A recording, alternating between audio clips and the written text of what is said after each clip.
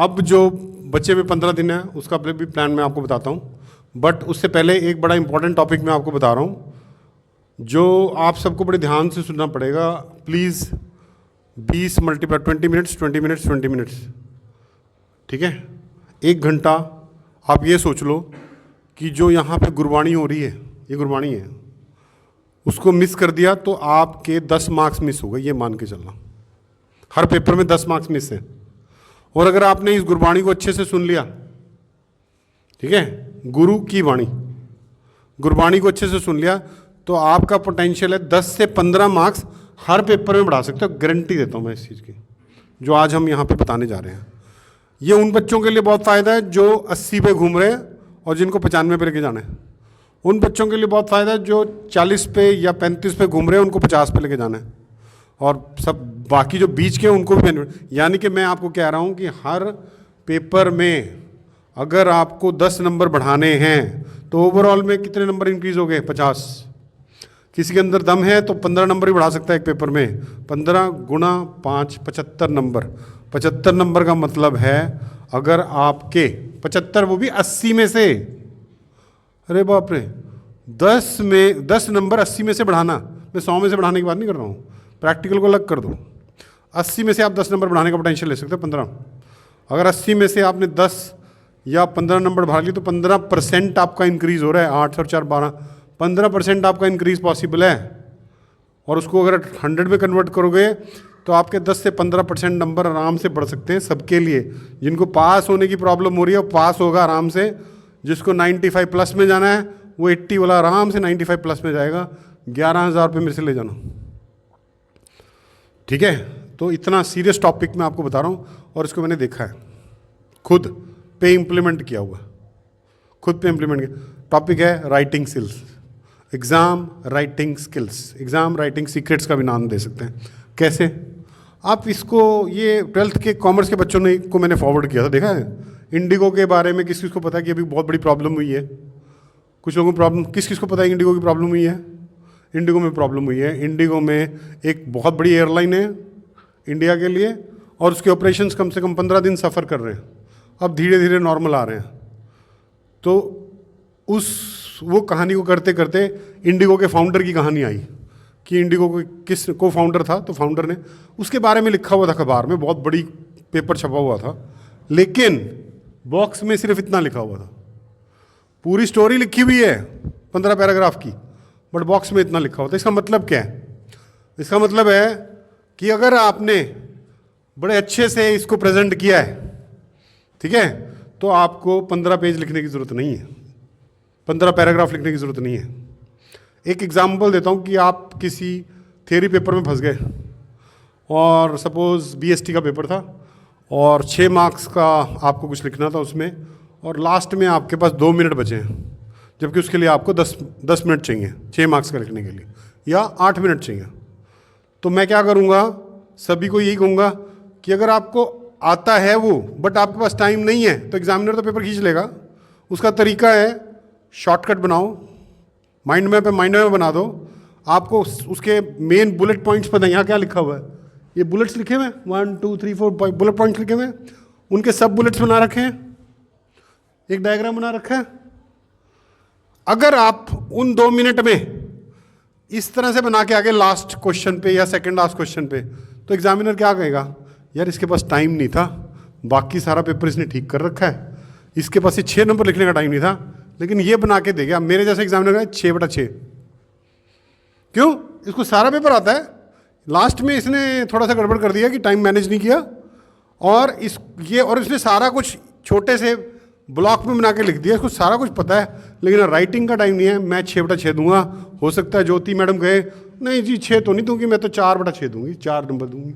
Sohan sir क्या पता 3 number देते हैं। आपके 6 नंबर जा रहे थे, नवीन से आपने 6 ले लिए, ज्योति मैडम से 4 ले लिए, इनसे 3.5 ले लिए, तब भी आपको 3.5 नंबर मिल रहे हैं। 3.5 नंबर बढ़ गए आपके उस क्वेश्चन में। ऐसे ऐसे पूरे एग्जाम में 10 क्वेश्चन आते हैं सपोज, ठीक है।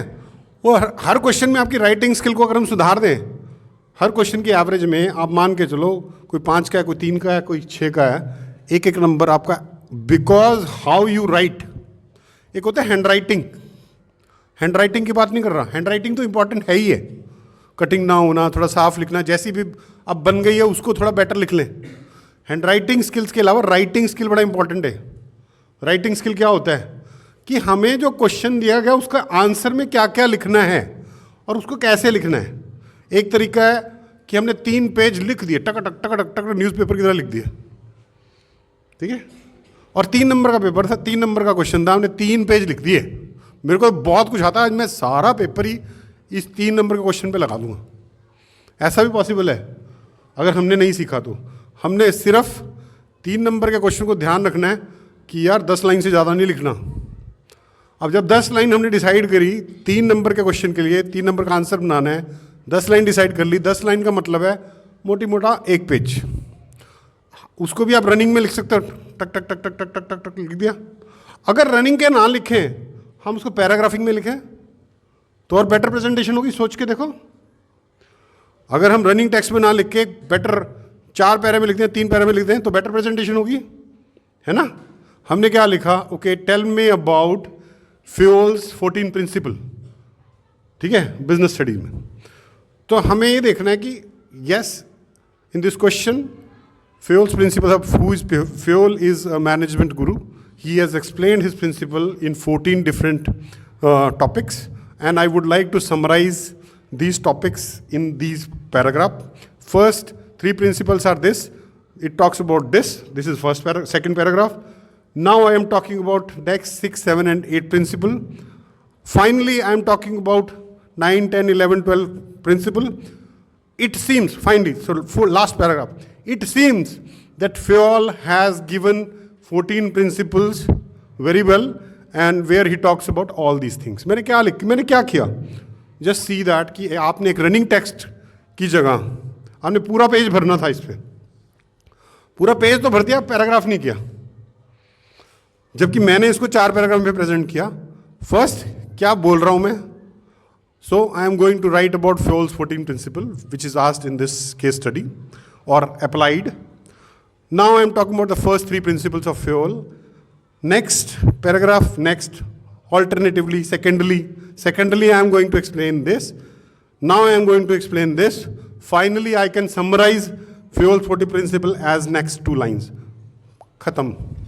इसका मतलब क्या किया हमने, एक पूरे शीट को, पूरा शीट भरने के बजाय रनिंग पैराग्राफ 4 रनिंग पैराग्राफ बनाए, उसमें मैंने लिखा first, second, now, alternatively, secondly, thirdly, finally, it seems. ये क्या है, ये ना कुछ वर्ड्स हैं जो कनेक्ट करते हैं पैराग्राफ को, पिछले पैराग्राफ को नए पैराग्राफ से, पिछले पैराग्राफ नए, इसको बोलते हैं कनेक्टर, अंग्रेजी में इसको बोलते हैं कनेक्टर। तो अगर आप पैराग्राफिंग करो, स्पेसिंग करो, पैराग्राफ्स को आप साथ में कनेक्ट करो, कनेक्टर लगाओ और फाइनली सम अप करो, आपके दिमाग में कोई शीट खुल गई है, खुली है कि नहीं खुली है? आपके दिमाग में आपके पेपर की शीट खुल गई है, आपको पता लग रहा है कि पहले क्या लिखना है, फिर क्या लिखना है, कनेक्ट करना है, कनेक्टर लगाना है।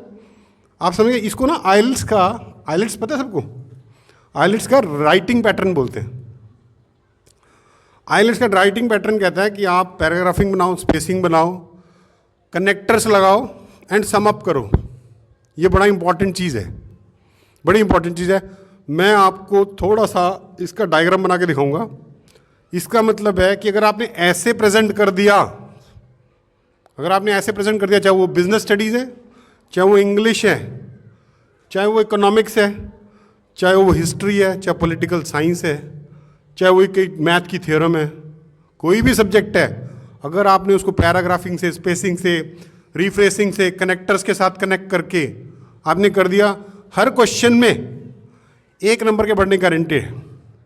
अब 6 के साथ नहीं कर सकता हो, अगर 6 नंबर का पेपर है, 6 नंबर का आंसर है तो 6 के 6, 5, अगर उसमें 5 दे रहा तो भी 6 दे सकता है, वो 5.5 दे सकता है।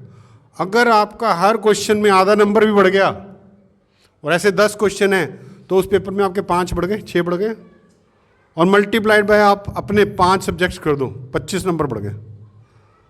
8 × 40, 400 में से आपने 25 नंबर एक्स्ट्रा और ले लिए। 25 number extra because of your writing technique. अगर आपको एक्स्ट्रा मिल रहे हैं तो 25 is what percentage of 400? Tell me, कौन बता सकता है, किसका मैथ तेज है?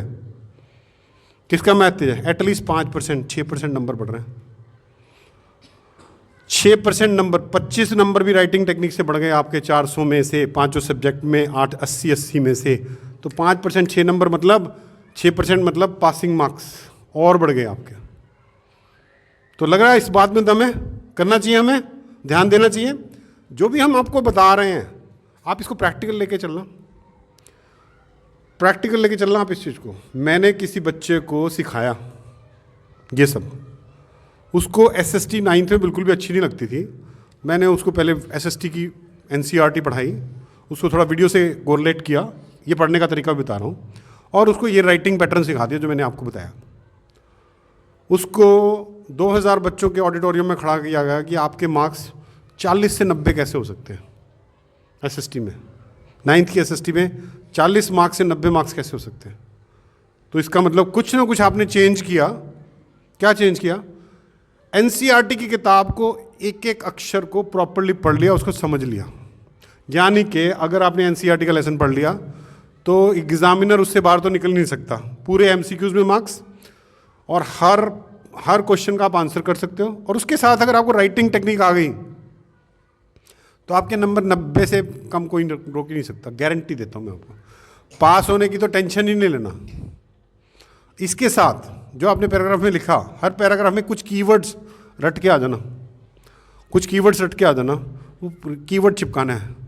एस्पिरिट डी कॉर्प्स एक प्रिंसिपल है फ्योल का, उसमें आपने नीचे लिख दिया टीम वर्क, टीम स्पिरिट, ये 2 वर्ड्स डाल दिया और अंडरलाइन कर दिया। आप चाहे बाकी पैराग्राफ में बकवास लिख दो। अगर आपको नहीं आता ना, एस्पिरिट डी कॉर्प्स प्रिंसिपल में आपने 4 लाइन से उसको एक्सप्लेन किया है और उसमें टीम वर्क, टीम स्पिरिट लिख दिया। उसने कुछ नहीं देखना, उसने कहा यार एस्पिरिट डी कॉर्प्स लिखा हुआ है, उसने 2 टेक्निकल वर्ड लिखे हुए हैं और पूरा बिल्कुल सही है। मैं एक एग्जाम्पल देता हूँ। मैं MBA कर रहा था और MBA करते करते हमने देखा कि यार 30 साल पुराना सिलेबस लगा रखा है मिस्टर वेदांत, 30 साल पुराना सिलेबस लगा रखा है कि जो 30 साल पहले MBA में शुरू हुआ था वही सिलेबस हम भी पढ़ रहे थे 95 में।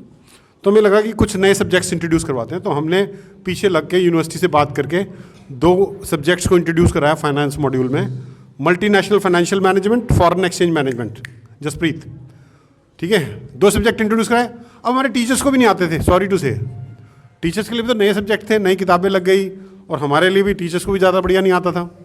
तो पढ़ना शुरू कर दिया हमने भी, ठीक है। अब मैं जिसने मतलब चौड़े होकर खुलवा लिए नए सब्जेक्ट्स 2-4 लड़कों ने, और खुद को भी नहीं आता था, पेपर देने चले गए।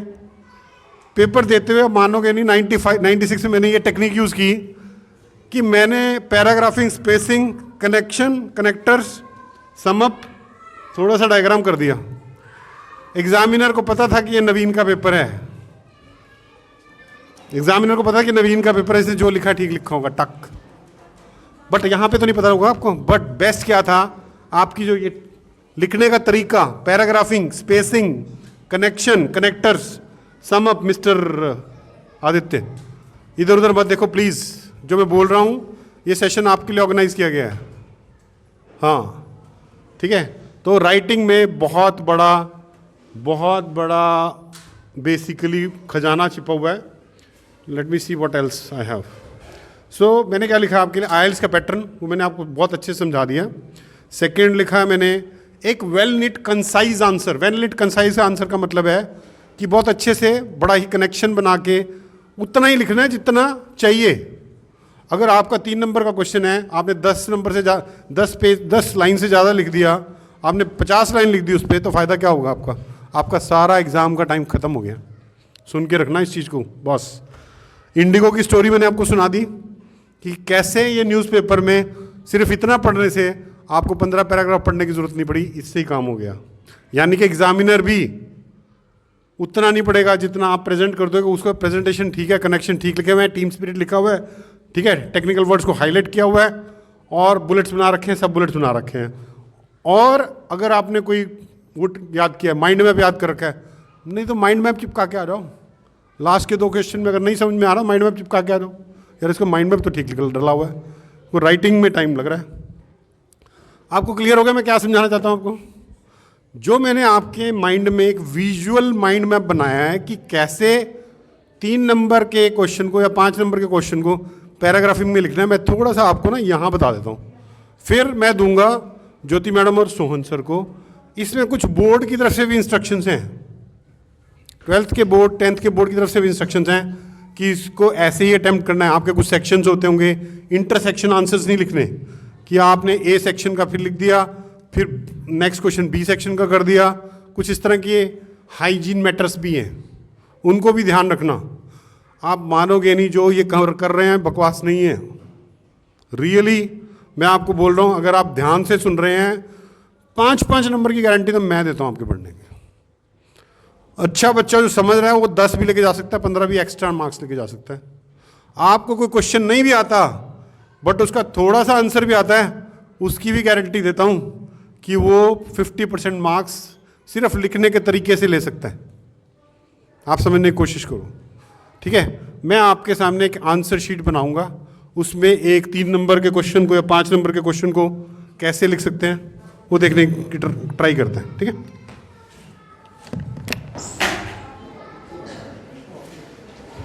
अब मान के चलो कि आपका ये आंसर शीट है और आपको इसमें 3 नंबर का या 5 नंबर का क्वेश्चन अटेम्प्ट करना है, तो आपको 10 लाइन लेनी है, ठीक है। तो आपने क्वेश्चन नंबर लिखा, question number 5, answer to question number 5, right. यहाँ पर आपने लिखना शुरू कर दिया। This question talks about Fayol's principle, who has given us 14 principles on management, ठीक है। Now I will explain that Fayol's first 3 principles talk about planning, organizing, POST, staffing, ठीक है।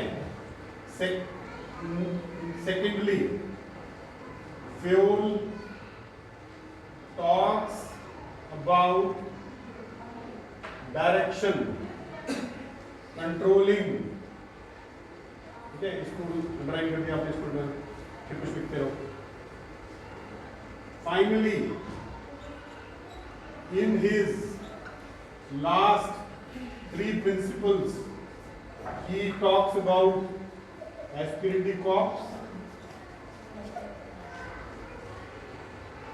X, Y, Z multiple, ठीक है। तो overall Fayol talks about this. अब आप इस शीट को इमेजिन करके देखो, ये आपने पैराग्राफिंग की, ये कनेक्टर्स बनाए, पैराग्राफिंग की, पैराग्राफ 1, 2, 3, 4, 5। आपने 5 नंबर के क्वेश्चन को, 3 नंबर के क्वेश्चन को पैराग्राफ में कन्वर्ट कर दिया। फिर आपने यहाँ पे इंट्रोडक्टरी 2 लाइन का पैराग्राफ दिया, जहाँ पे नेक्स्ट पैराग्राफ लिखा, बोला कि अब मैं क्या करने जा रहा हूँ। फिर दोनों को कनेक्ट किया, कनेक्टर बोलते हैं इसको। नाउ फर्स्ट, सेकेंडली, अगेन, ये कनेक्टर्स हैं, एक पैराग्राफ को दूसरे पैराग्राफ से कनेक्ट कर रहे हैं। And this is a summary.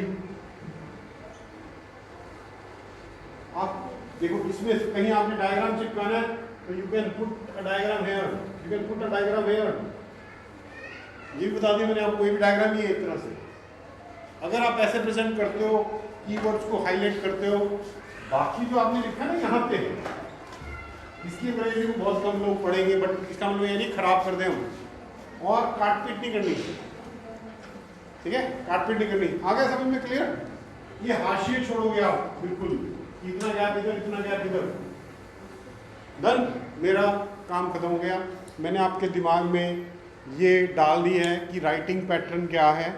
और राइटिंग पैटर्न में एक एग्जांपल देता हूँ। आइल्स के जो इंस्टीट्यूट्स हैं, वो 3 महीने में गांव के एक बच्चे को ट्रेन करके कैनेडा का टेस्ट दिलवा के, आइल्स का टेस्ट दिलवा के 6.5 का बैंड दिलवा सकते हैं। तो हम तो पढ़े लिखे बच्चे हैं बॉस, हम उससे बेटर कर सकते हैं। यानी कि आइल्स के राइटिंग पैटर्न में बहुत ज़्यादा दम है, बहुत ज़्यादा दम है। इसके वीडियोस भी आप देख सकते हो। अगर आप जाके गूगल करोगे आइल्स के राइटिंग पैटर्न के, तो मैंने आपको आज समझा दिया है आइल्स का राइटिंग पैटर्न क्या है। ये आज 12th को समझाया है, हम 10th को भी समझाएंगे। पर्पस सिर्फ यही है, क्या हम 5% से 10% मार्क्स अपनी 12th के और 10th के इंक्रीज कर सकते हैं। फ्री के मार्क्स हैं ये, बिल्कुल फ्री के मार्क्स हैं। आपको टॉपिक नहीं भी आता होगा ना, एक क्वेश्चन का 6 नंबर का, इस पैटर्न में कुछ लिख के आओ जितना आता है, आपको 3 नंबर डेफिनेटली दे देगा। कैश फ्लो का पैटर्न है, आपने कैश फ्लो के पैटर्न में बेसिकली आपने फॉर्मेट बना दिया, उसका जो टेक्स्ट लिखना है वो लिख दिया, कुछ फिगर्स डाल दी, उसी के आपको 3 नंबर मिल जाएंगे 6 में से। सो सोहन सर आप लेंगे? Thank you. समराइज कर ही दिया है, कोई ऐसा पॉइंट नहीं है, बट थोड़ा सा और टेक्निकली उन चीज़ों को हम देखेंगे कि जो सर ने हमें एक्सप्रेस किया है उसको हम ऑन पेपर कैसे लेकर के आ सकते हैं। आज की इस वर्कशॉप के अंदर जो पॉइंट्स हैं उसको हम थॉरोली देखते तो हैं बट उसको इम्प्लीमेंट नहीं करते, तो आज स्पेशली हम उन चीज़ों को इम्प्लीमेंट करने की कोशिश करेंगे कि ये पेपर पर दिखती कैसी हैं। जब एक एग्जामिनर पेपर बनाता है तो वो क्या सोच करके डालता है कि इसमें 6 नंबर मुझे देने हैं, इसमें 5 देने हैं, इसमें 2 नंबर देने हैं, क्या ऑब्जेक्टिव रहता होगा उसका कि जब वो बच्चे को मार्क्स अवॉर्ड करेगा एक्चुअली उसके दिमाग में क्या चल रहा है, क्या चीज़ देख रहा है वो। तो उसी के कॉन्टेक्स्ट में सर ने बहुत अच्छा हमारे सामने रिप्रेजेंट किया। मेरे लिए भी कुछ एक पॉइंट्स थे जो सर ने बताए, thank you for updation sir this also. So सबसे पहले 2-3 चीज़ें चेक कर लें। जो हमारा राइटिंग एग्ज़ाम है उसके लिए हमारे पास टाइम कितना है? कितना टाइम है? रॉन्ग, कितना टाइम है? जल्दी जल्दी, है yes 180 minutes, not 3 hours. Technical point, आपने कहावत सुनी होगी गागर में सागर, कि एक बच्चा 365 डेज पढ़ करके 3 घंटे में उसको कैसे इम्प्लांट करे एक सब्जेक्ट को। उसको बहुत कुछ आता है बट उसके पास ये नहीं है कि मैं इसको शो कैसे करूं।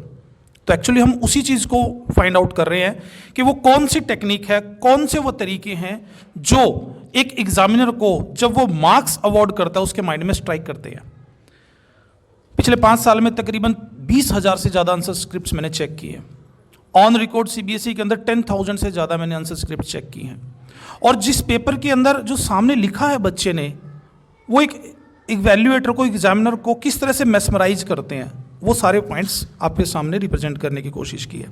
मैं एविडेंस के साथ ये बात कहता हूँ आपको, सर ने 5% का है, मैं आपको 15 पॉइंट बताऊंगा। अगर आपने ये 15 पॉइंट अपनी आंसर स्क्रिप्ट्स के अंदर लगा दिए, 1 नंबर भी कोई आपका नहीं काट सकता, 15 के 15 ही आएंगे ऑन रिकॉर्ड। इनको शो करने से पहले मैं आपको ये दिखाता हूं कि जो हमारा एम है, एक टॉपर की शीट कैसी हो सकती है, कैसे लिखता है एक टॉपर। सभी टॉपर हैं, ये आपके सामने शीट है, पहले इसको देखें। विजुअल है आपके सामने, दिखाई दे रहा है? ये सीबीएसई टॉपर की शीट है, सीबीएसई ने शो की हुई है। जो सर ने पॉइंट बताया लिखने का स्टाइल, की पॉइंट्स को हाईलाइट। आप ये देखो, engaging them in physical activities, presence of a dog, just see that. Great emotional support, कोई पैराग्राफिंग की हुई है। Yes sir. ठीक है, ये और कोई इमेजिन कर सकता है, ये क्वेश्चन नंबर 1 है जो 22 मार्क्स का हमारा रीडिंग कॉम्प्रीहेंशन है, जिसके आंसर देते टाइम हम सोचते हैं कि इसको कैसे हम पैराफ्रेजिंग करें। इसमें से मतलब ही नहीं है, इट्स नेक्स्ट टू इम्पॉसिबल कि एग्जामिनर इसमें से मार्क्स काट ले। क्यों?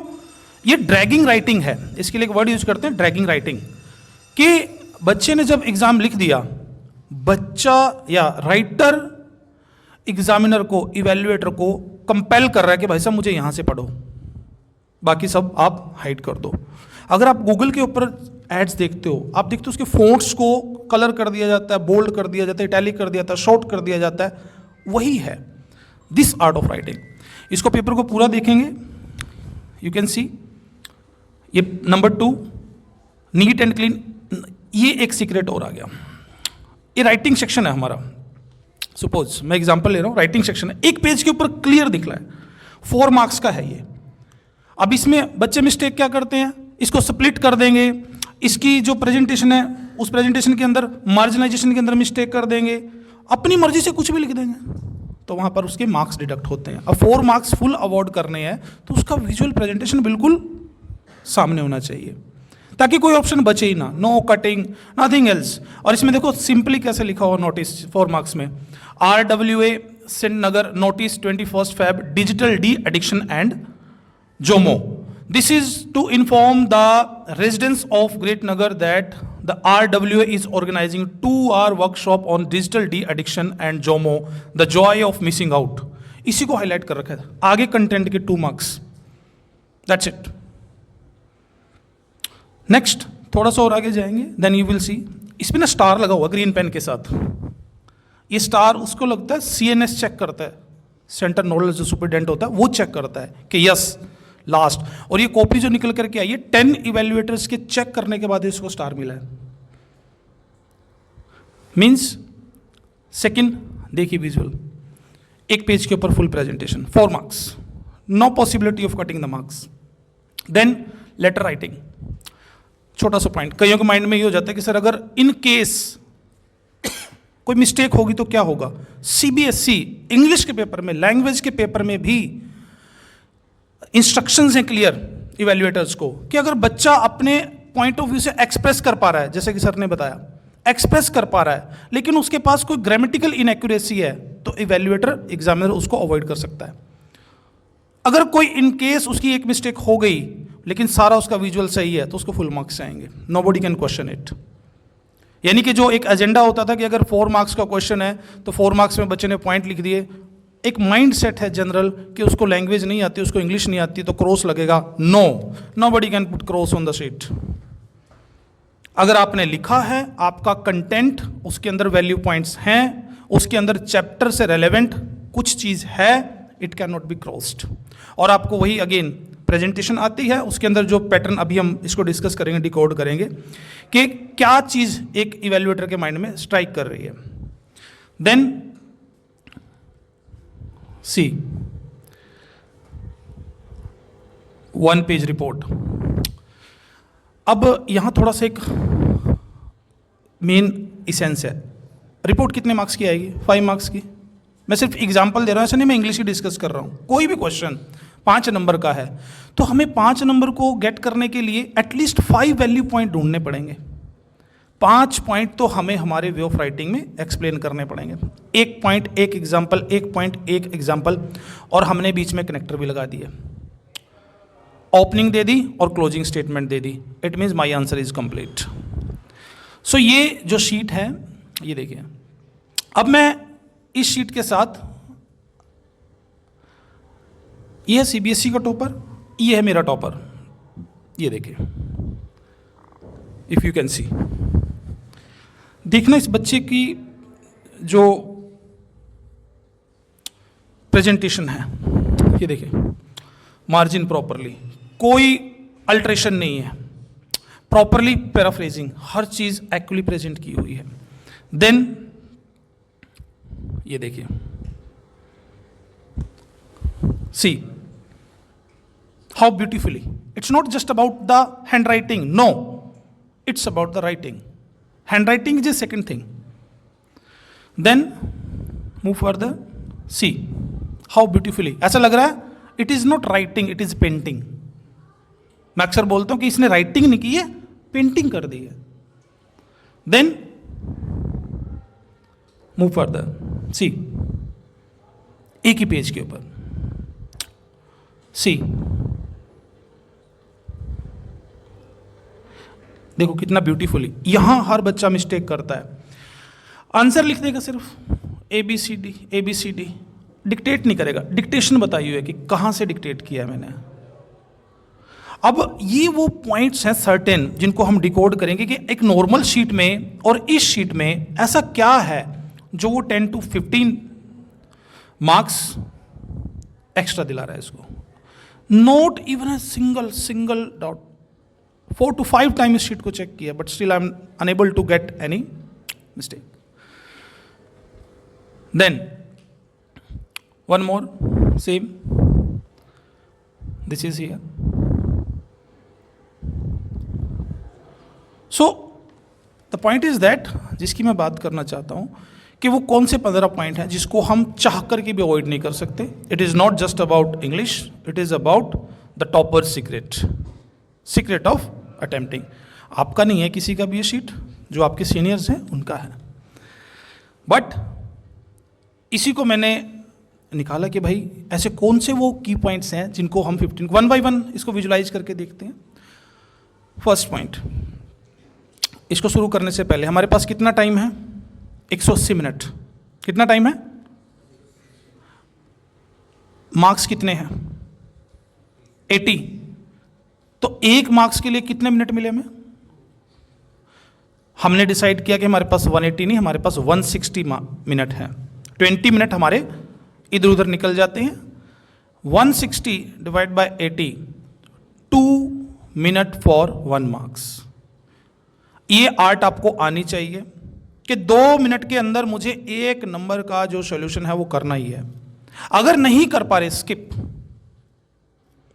बच्चे इस पे स्टक कर जाते हैं, पेपर छूट जाता है और मिस्टेक्स होती है, मार्क्स रहते हैं। सबसे बड़ा क्राइम है आपका पेपर छूट जाना, just because of your time management. तो आपने सबसे पहला की पॉइंट दिमाग में यही डालना है कि मेरे जो मार्क्स हैं, उसके बाद सेकंड पॉइंट जो यहां से शुरू होता है, फर्स्ट वन इज, इसकी हमें आदत नहीं है स्केल साइज मार्जिन डालने की, क्योंकि हम इन्वेंटर हैं, अपनी मर्जी से कई लगा देते हैं, कई। हमें किसी भी हाइपोथेसिस में नहीं जाना। हर एक आंसर, हर एक सब्जेक्ट के दोनों साइड में स्केल साइज मार्जिन लगाना ही लगाना है। Is it clear? ये फर्स्ट की इंग्रेडिएंट है। क्लियर? एक सोच करके देखो, 80 नंबर के पेपर में आपकी जो लेफ्ट साइड है, बता देता हूं, जो लेफ्ट साइड होती है वो इवेल्युएटर्स के लिए होती है। वो देखता है वहां से, भाई ये क्वेश्चन है, इस क्वेश्चन का ये पार्ट है, ये सब पार्ट है, वो इंडिकेशन है।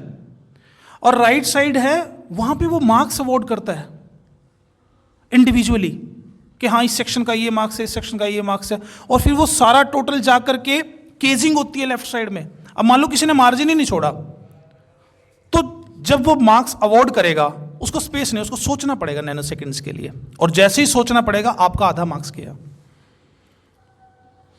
Got it? अगर 10 क्वेश्चन है और वो 10 बार रुका तो 5 नंबर गए। किस चीज के? क्योंकि उसको रुकना पड़ा, एब्स्ट्रक्शन है वहां पर। So please, your first thing, जैसे ही शीट हाथ में आती है, scale size margin. Second, sequencing of the question. कईयों को लगता है कि ये मैटर नहीं करता, बट टॉपर्स वो 15 एक्स्ट्रा पॉइंट लेने के लिए मैटर करता है। कैसे मैटर करता है? क्योंकि जब एक इवेल्युएटर फॉलो थ्रू के अंदर शीट्स चेक कर रहा है, उसका एक फ्लो बना होता है। जैसे फ्लो के अंदर क्या होता है, ऐसे नहीं कि वो मिस्टेक नहीं करते, they are very expert in this thing, but still human errors are always there, उसको हम अवॉइड नहीं कर सकते। और अगर हमने सीक्वेंसिंग के अंदर उसको लिया है तो क्वेश्चन पेपर बड़ा कम उठाना पड़ेगा उसे पता है फर्स्ट पे ये है, सेकंड पे है, थर्ड पे है, फोर्थ पे है, फिफ्थ पे है। अब आप कहोगे सर मैंने सेकंड क्वेश्चन लिखा, सेकंड क्वेश्चन को छोड़ करके फिर मैंने थर्ड शुरू कर दिया, थर्ड छोड़ करके 2 पॉइंट छोड़ दिए सर, फिर फर्स्ट शुरू कर दिया। इससे हो क्या रहा है एक्चुअली? जो इवेल्युएटर है वो डिस्टर्ब हो रहा है कि नहीं हो रहा है? चलो बताओ, क्या इससे इवेल्युएटर डिस्टर्ब होगा या नहीं? Yes, no? आप बताओ, यस, नो? अगर वो डिस्टर्ब होगा, क्या उसके फ्लो ऑफ मार्क्स में फर्क पड़ेगा? क्योंकि उसको सोचने का टाइम मिल रहा है। और 5 नंबर में से आधा नंबर उड़ाना कितना मुश्किल है? Very easy. उसको बोलते हैं 3 चीजें। हर एक पेपर के अंदर 3 चीजें बहुत जरूरी होती हैं। Content according to the statement.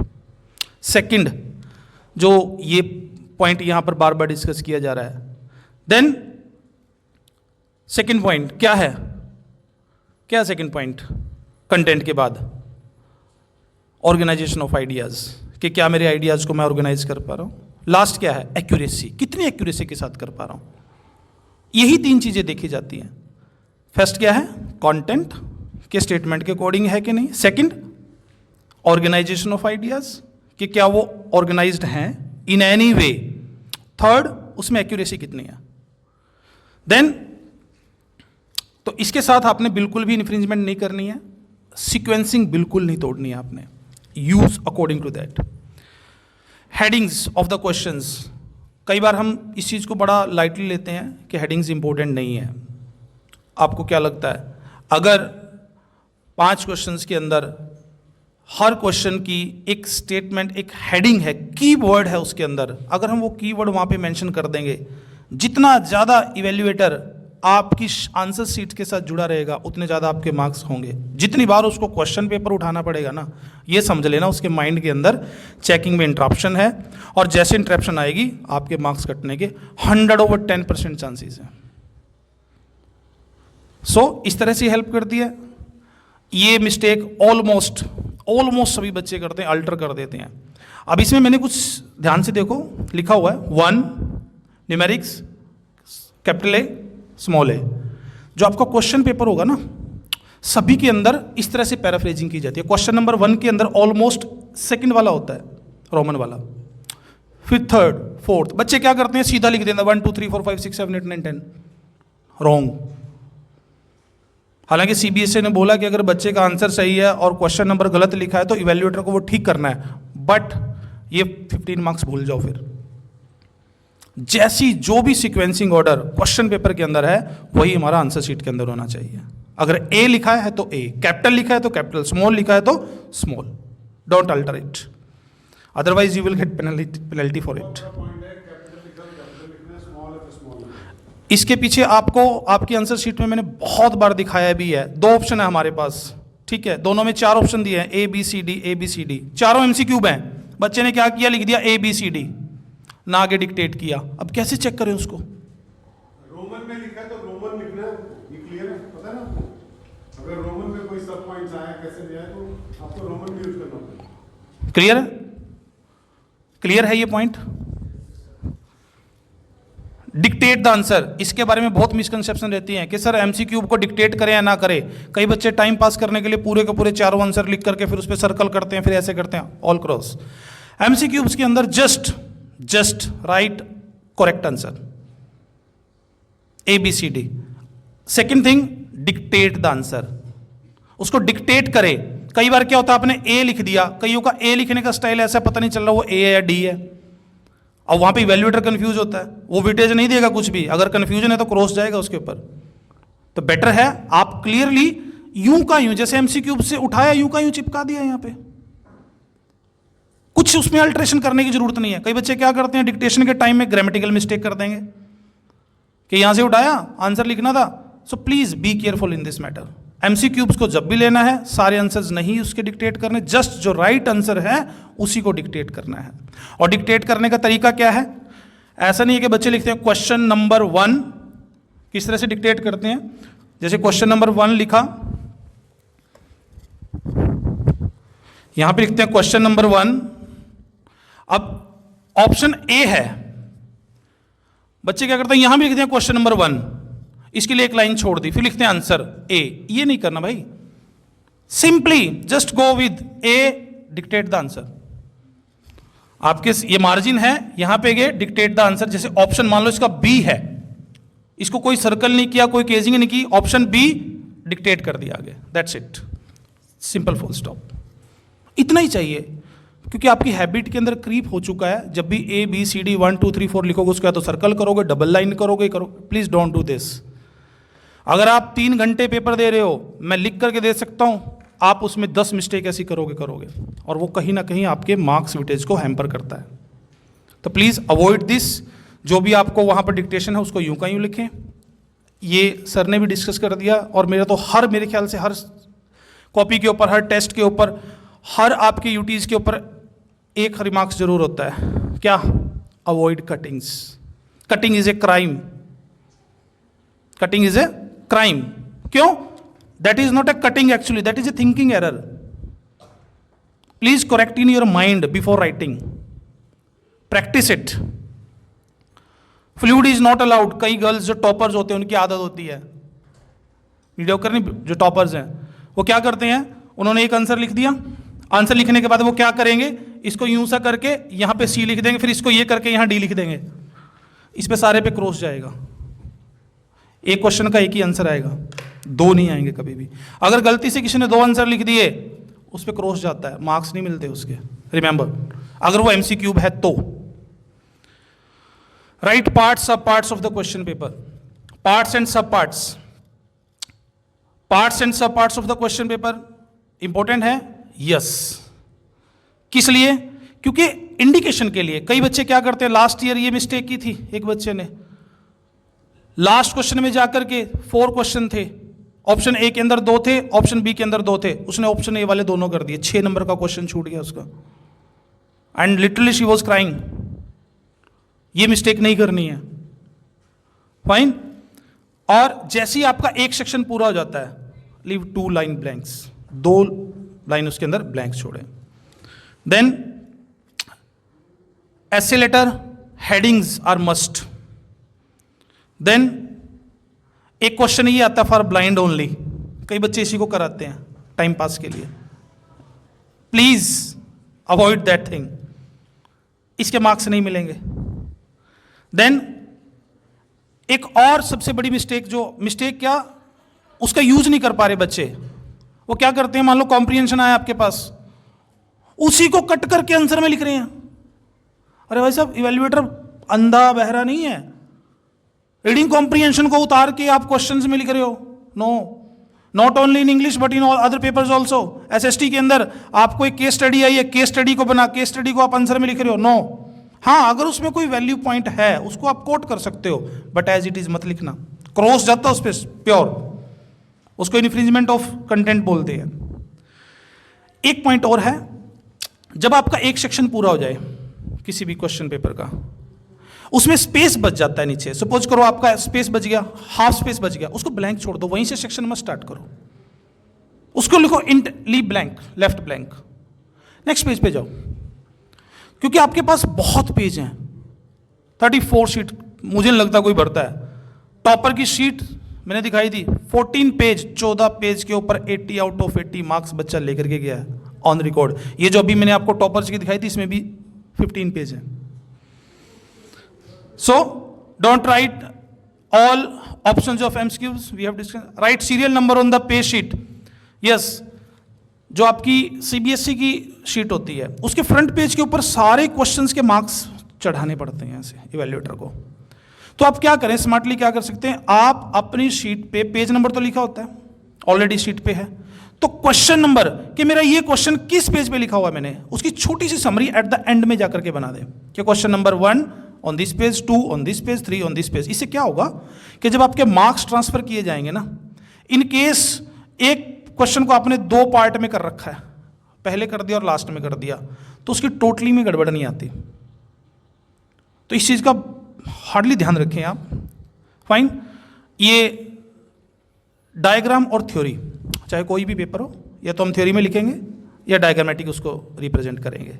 Theory जब भी होती है उसको हमेशा अपने पेपर के अंदर एक साइड दे ले, या तो लेफ्ट दे ले या राइट दे ले, उसको लेफ्ट राइट मत घुमाएं, ठीक। अगर डायग्राम आपको प्रेजेंट करना है तो आप अपने उसमें एक सिमेट्री रखें कि मेरे पेपर के अंदर जो डायग्राम्स होंगे वो लेफ्ट हैंड साइड होंगे, थ्योरी राइट हैंड साइड होगी।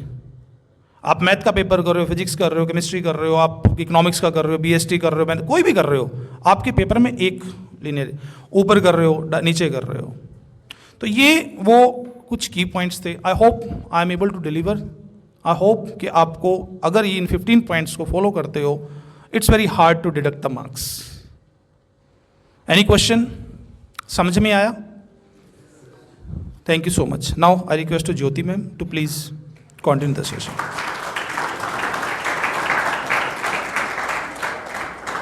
Thank you so much, sir. Thank you. Yes, sir. Very good afternoon to all. Yeah, sure, sir. Thank you. Dear students, firstly, wish you the best. Wish you all the very best for your exams and the preparation. And I would like to say also that please try to join the next 15 days, especially the slow learners. And whatever the important things the esteemed director sir, Naveen sir, and the respected Sohan sir already has shared with you, I would like to talk about the diagrams, okay? What guidelines are provided by the CBSE, those are in front of you. तो अभी जो है वो diagram के related मैं आपको कुछ बताना चाहूँगी. Most of the students are not clear how to present the diagram, okay? So please have a look. First, emphasizing clarity. Second, correct labeling and using the appropriate stationery. Now, in stationery, if I talk about, you need pencil. You will draw your diagram with pencil only. No pen, no black, blue, nothing. Gel, ball, no, not at all. For the diagram, you have to draw it with the pencil only. First is, as I told you, the usage of pencil is mandatory, okay? And the second is labeling. So diagram of brain, human brain is in front of you. You can see it is well labeled, okay? Labeling is must. If there is question asked in that question that yes, you have to draw the diagram, only then you need to draw. In 3 marks I'm talking about. Otherwise, you can skip the diagram. Neatness and proportion, proper proportion should be there. It shouldn't be like already Sohan sir has told you that if you have targeted to draw the diagram on left side, then use it that side, okay? Otherwise, please draw the diagram in proper proportion and draw if required. Yes, this is very important guideline provided by the CBSE. If it is specifically asked in your question, then please draw it. Otherwise, no need to waste your time to draw it. You will not get extra mark for draw the diagram. Next is integration with answer. Definitely, if it is asked in question that what are the barriers in communication, okay, and this question come in 6 marks, definitely you will draw the diagram. See here, I have shown, you can see that barriers to the communication. The flow chart you can draw, especially the commerce students, they don't have other choice to draw anything. So you can opt either triangle shape, okay, circle shape. So these are the flow charts you can use to make the presentation more attractive. Next is no prohibited items like the use of colored pen, highlighters, okay, and barred stationery items. It's strictly prohibited. So none of these items you are going to use in your finals. Like highlighters, most of the students use the highlighters. I hope I'm clear. Highlighters, so please stop doing that. Next is the practice. Please make your diagram neat and clean. Neatness in the examination is really must. You have to draw it neatly.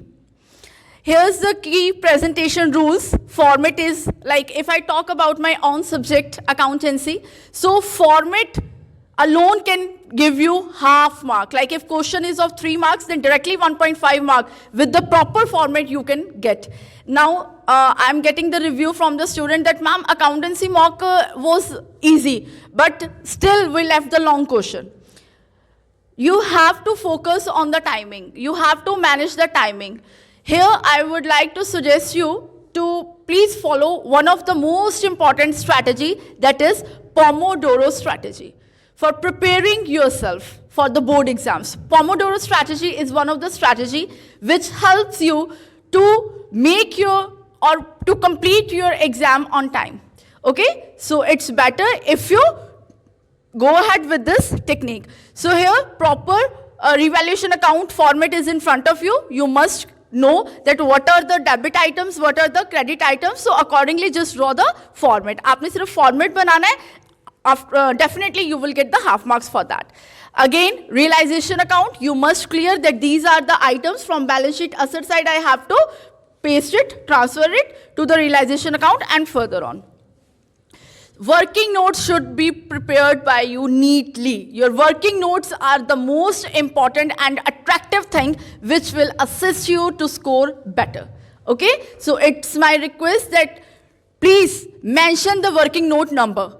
Like if I talk about cash flow statement, there are many working notes, okay, which we can prepare for calculating or for utilizing in the different 3 activities: operating activities, investing activities, and financing activities.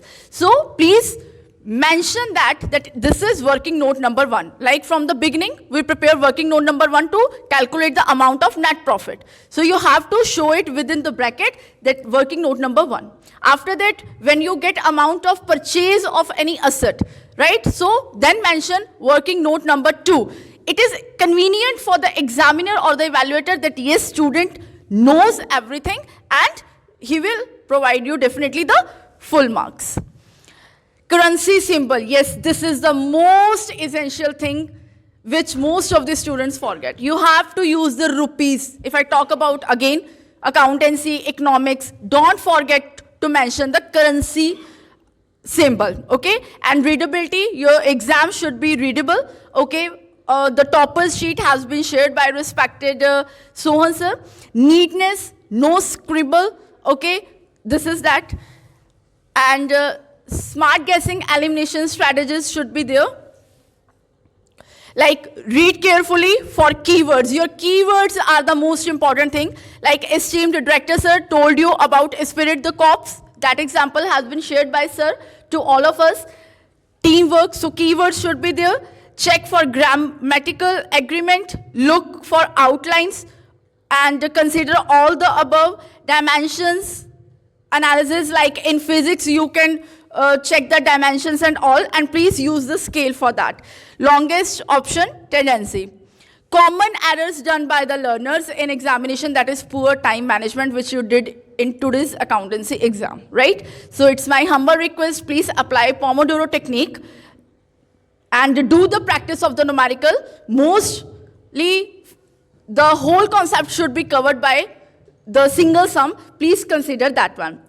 And the next one is misreading the question. Yes, this is the most common error which most of the students do, that misread the question. आप question को understand नहीं करते. I request you, I urge you, read the question twice before write the answer. It's better. गलत लिखने से better है बच्चा, question को आप क्या करो, 2 बारी revise कर लो, right? Writing inappropriate answer lengths. Okay, answer lengths मैं आपको भी शो करती हूँ. Silly calculation errors like 25 into 25, 625. But आप लोग क्या करते हो, 620 लिख देते हो, 626 लिख देते हो. So don't be in haste. Improper presentation should be avoided. Forgetting units, formulas. If you get formula, you get 1 mark directly. So always try to solve the question, especially the numericals, step by step. Steps are very important. Make sure about this. Leaving questions unattempted. Yes. Please make sure that don't leave any question unattempted. Twice check it after after solving the whole question paper. Just check it once again that have you attempted all the questions? Okay, check it. This is very important. So here's the thing, like in 1 mark, ma'am, how much I should write? So in 1 mark question, you can see 15 words or 1 sentence is more than sufficient. And if I talk about 3 marks question, 40 to 50 words are more than sufficient. And if I talk about 5 mark or 6 mark, maximum 120 words are good enough to answer your question.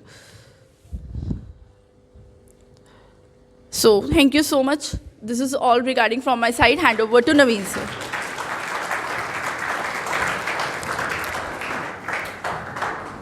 अब ये question आता है कि यार 120 को कैसे count करें, 1 2 3 4 5 6 120, या मैंने जैसे किया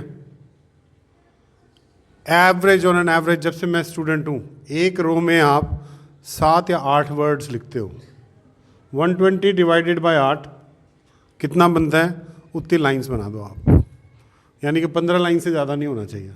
15 लाइन भी क्लियर है कि एक शीट में 15 लाइन ही होती है. तो समझ गए. तो आपको एक एक करके काउंट नहीं करना, वहाँ पे टाइम खराब करना अपना. यार मैं 7 या 8 लिखता हूँ, 15 हैं तो मेरे को पूरा पेज भरना है. पैराग्राफिंग इतने इतने पे करनी है. क्लियर हो गया. मेरे ख्याल से एक बहुत बढ़िया अटेम्प्ट हम कर रहे हैं आप लोगों को. एक बेसिक हाइजीन, जैसे आप सुबह ब्रश करते हो उठ के, ठीक है, फ्रेश होते हो, राइट, स्कूल के लिए रेडी होते हो, टाई लगाते हो, तो ये सब हम वही बता रहे हैं आपको. एग्ज़ाम के लिए रेडी होना, एक अच्छी नींद बड़ी इंपॉर्टेंट है. मैं तो सबसे पहले सोता ही था. पहले सो लेता हूँ यार मैं, फिर पढ़ाई करूँगा. जब मैं स्टार्ट करता था तो सबसे पहले मैं सोता ही था. सो के मूवी देखने चला जाता था. एक गिल्टी लेके आता था अंदर कि मैंने ये नहीं किया, मैं आज मूवी देखने चला गया. जब अंदर से गिल्टी आती थी ना, तो आप करना शुरू कर देते थे. So guilty is very very important. ठीक है, done. Thank you so much.